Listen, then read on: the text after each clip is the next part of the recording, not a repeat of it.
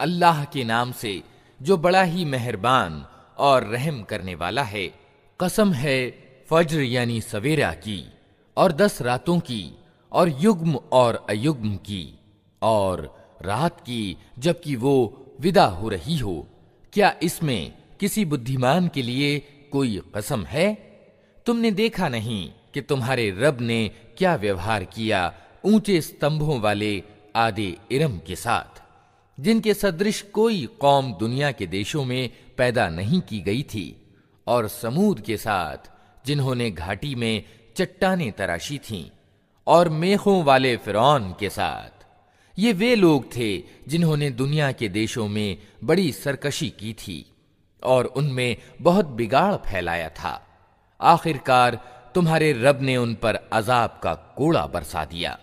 वास्तविकता ये है कि तुम्हारा रब घात लगाए हुए है, मगर इंसान का हाल ये है कि उसका रब जब उसको आजमाइश में डालता है और उसे सम्मान और नेमत देता है, तो वो कहता है कि मेरे रब ने मुझे प्रतिष्ठावान बना दिया। और जब वो उसको आजमाइश में डालता है और उसकी रोजी उस पर तंग कर देता है, तो वो कहता है कि मेरे रब ने मुझे अपमानित कर दिया। हरगिज नहीं, बल्कि तुम अनाथ से आदर का व्यवहार नहीं करते और मोहताज को खाना खिलाने पर एक दूसरे को नहीं उकसाते, और मीरास का सारा माल समेट कर खा जाते हो और धन के प्रेम में बुरी तरह जकड़े हुए हो।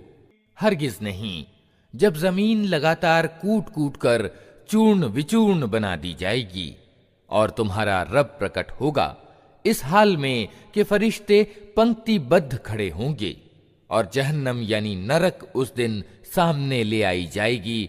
उस दिन इंसान को समझ आएगी, और उस समय उसके समझने का क्या लाभ। वो कहेगा कि क्या ही अच्छा होता मैंने अपनी इस जिंदगी के लिए कुछ पहले से सामान किया होता। फिर उस दिन अल्लाह जो अजाब देगा वैसा अजाब देने वाला कोई नहीं, और अल्लाह जैसा बांधेगा वैसा बांधने वाला कोई नहीं। दूसरी ओर कहा जाएगा, ऐ संतुष्ट आत्मा, चल अपने रब की ओर इस हाल में कि तू अपने अच्छे परिणाम से खुश और अपने रब के निकट पसंदीदा है। सम्मिलित हो जा मेरे नेक बंदों में और प्रवेश कर मेरी जन्नत में।